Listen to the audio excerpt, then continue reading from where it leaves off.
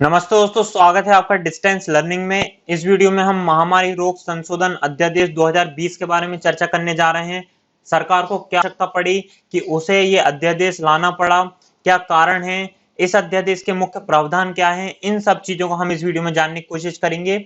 ये जो सामने आप पीडीएफ देख रहे हैं, इसको आप हमारे डिस्टेंस लर्निंग के टेलीग्राम चैनल से डाउनलोड कर सकते हैं, जिसका लिंक डिस्क्रिप्शन बॉक्स में दिया गया है। यहाँ पे सबसे पहले मेरे बारे में इंट्रोडक्शन है। मेरा नाम है निखिल साहू, मैं फाउंडर हूँ डिस्टेंस लर्निंग का। मैंने बैचलर्स किया political science Barkatullah university Bhopal से।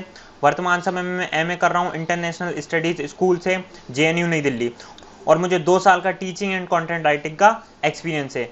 सबसे पहले हम बात करते हैं महामारी अधिनियम 1897 की धारा 2 के बारे में। दोस्तों, सबसे पहले आप समझिए कि जो अध्यादेश लाया है, ये महामारी अधिनियम जो था, जो कब आया था, 1897 में अंग्रेजों द्वारा लाया गया था। इसमें संशोधन करता है, ये जो अध्यादेश आया है इसमें संशोधन करता है।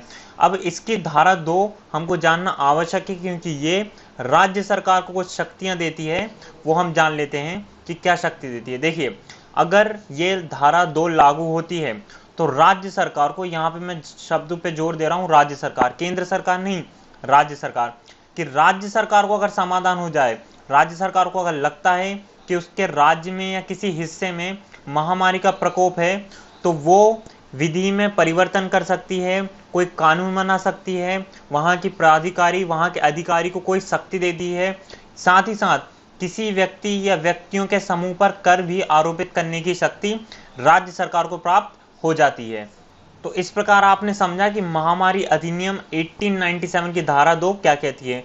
प्रीलिम्स में सीधा क्वेश्चन इससे बन सकता है, इसलिए मुझे ये धारा यहाँ पे डिस्कस करना पड़ी। अब हम आगे बढ़ते हैं कि ये जो अध्यादेश आया है, इसको लाने की आवश्यकता क्यों पड़ी सरकार को। आपने देखा होगा कि दिल्ली और इंदौर के कई इलाकों में जब पुलिस की टीम और डॉक्टर्स की टीम वहां पे मुआयना करने गई कि कौन कोरोना पॉजिटिव है, कौन नहीं है, तो वहां पर पथराव हुआ उनके ऊपर, उनके साथ प्रताड़ना हुई और उनकी संपत्ति को हानि पहुंचाई गई। इसको देखते हुए केंद्र सरकार द्वारा ये जो अध्यादेश है, इसको लाया गया है। अब आप सोच रहे होंगे कि अध्यादेश क्यों लाए हो भाई, सीधा जो हमारा अधिनियम था उसमें ही संशोधन क्यों नहीं कर दिया। तो दोस्तों, आपको पता होगा कि जब संसद का कोई एक सत्र, मतलब का संसद का जब कोई एक सदन सत्र में ना हो, तब सरकार द्वारा अध्यादेश लाया जाता है। भारतीय संविधान के अनुच्छेद 123 के तहत राष्ट्रपति अध्यादेश जारी करता है। आपको मुझे कमेंट बॉक्स में बताना है कि जो अध्यादेश है इसकी वैलिडिटी क्या होती है, ये इसके लागू होने की तिथि कब तक होती है। अब हम जान लेते हैं कि जो अध्यादेश है इसकी मुख्य प्रावधान क्या है, कौन कौन से इसमें मुख्य बिंदु हैं। तो आपको मैंने अभी थोड़ी देर पहले बताया चुका हूं कि महामारी रोग अधिनियम 1897 में संशोधन करता है ये अधिनियम, ठीक है। पहले क्या होता था कि इसके तहत, मतलब इस अधिनियम के तहत सजा का प्रावधान कुछ ज्यादा नहीं था, लेकिन वर्तमान समय में जो अधिनियम आया है उसने संशोधन करके जो अपराध हैं उसको संज्ञेय और गैर जमानती घोषित कर दिया है। मतलब कि अगर स्वास्थ्य कर्मी के साथ कोई भी हिंसा बरती जाती है, उनका कोई भी उत्पीड़न किया जाता है, तो वो अपराध संज्ञेय और गैर जमानती कैटेगरी में आएगा। अब आप सोच रहे होंगे कि संज्ञेय अपराध क्या होता है। तो दोस्तों, अगर कोई व्यक्ति अपराध करता है तो उससे गिरफ्तार करने के लिए पुलिस को वारंट की आवश्यकता पड़ती है। वारंट कौन देता है? जिला मजिस्ट्रेट। तो अगर गैर संज्ञेय अपराध है तो वारंट आपको लेना होगा पुलिस को, और अगर संज्ञेय अपराध है तो पुलिस बिना वारंट के उस व्यक्ति को गिरफ्तार करने जा सकती है। वहीं दूसरी तरफ गैर जमानती की बात आती है, तो एक बार उसे सजा हो जाती है, तो बहुत सारे अपराध ऐसे होते हैं जहां पे जमानत उसको मिल जाती है, लेकिन इस अधिनियम के अंतर्गत अब अगर वो अपराध करता है तो वो गैर जमानती होगा, मतलब उसे जमानत नहीं मिलेगी। दोस्तों, ये जो अध्यादेश आया है, ये संपत्ति और जो डॉक्टर्स हैं, सुरक्षा कर्मी हैं, उनके विरुद्ध अगर कोई हिंसा करता है, उनका कोई उत्पीड़न करता है, तो उसके प्रति जीरो टॉलरेंस, मतलब शून्य सहिष्णुता की नीति अपनाता है। अध्यादेश में हिंसा की जो परिभाषा दी गई है उसमें उत्पीड़न और शारीरिक चोट के अंतर्गत संपत्ति को नुकसान पहुंचाना भी शामिल किया है। अध्यादेश के अनुसार स्वास्थ्य कर्मियों में सार्वजनिक तथा नैदानिक स्वास्थ्य सेवाएं प्रदाता करने वाले डॉक्टर्स, नर्स, पैरामेडिकल कार्यकर्ता और सामुदायिक स्वास्थ्य कार्यकर्ता शामिल है। सामुदायिक स्वास्थ्य कार्यकर्ता से आशय मेरा जो आशा वर्कर्स होते हैं। आपने देखा होगा कि जो आंगनवाड़ी में जो कार्य करते हैं उनको आशा वर्कर्स कहते हैं, तो सामुदायिक स्वास्थ्य कार्यकर्ता में उनको शामिल किया है। प्रीलिम्स से आपसे पूछ सकते हैं कि आशा वर्कर्स को इसमें शामिल किया गया है क्या नहीं, तो आप कहना कि हाँ भाई इसमें किया गया है।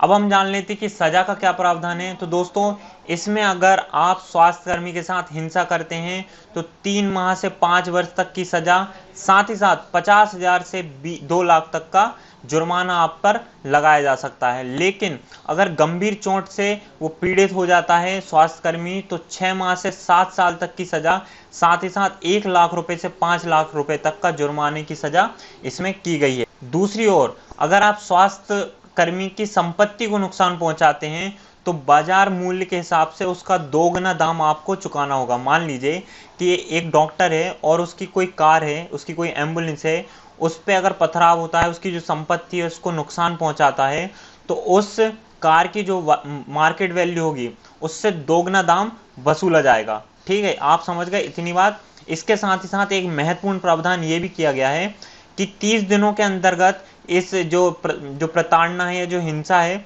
उसकी जांच करेगा कौन? इंस्पेक्टर रैंक का अधिकारी। ठीक है, और वो समय सीमा क्या है? 30 दिन से ज्यादा नहीं होना चाहिए। दोस्तों आपको पता है कि ये कोरोना महामारी के कारण जो हमारा चिकित्सा समुदाय है वो अपना सर्वोत्तम प्रदर्शन कर रहा है, और उनके मनोबल को बनाने के लिए, उनके मनोबल को और ज़्यादा बढ़ावा देने के लिए हमें उनके साथ खड़े रहना चाहिए, हमें उनके साथ सॉलिडरिटी दिखाना चाहिए। परंतु कुछ असामाजिक तत्व, कुछ ऐसे असामाजिक तत्व हैं जो उनका उत्पीड़न कर रहे हैं, उनके साथ हिंसा कर रहे हैं। आप रोज न्यूज़पेपर में, अखबारों में और टीवी चैनल्स पे ये सब चीज़ें देखते होंगे। इस अधिनियम के आ जाने के बाद जो हमारा चिकित्सा समुदाय है उसके मनोबल में काफ़ी बढ़ोतरी हुई है। उनको लगता है कि हाँ, केंद्र सरकार, राज्य सरकार और जो हमारा समुदाय है वो हमारे साथ खड़ा है, वो हमारे कंधे से कंधा मिलाकर चल रहा है।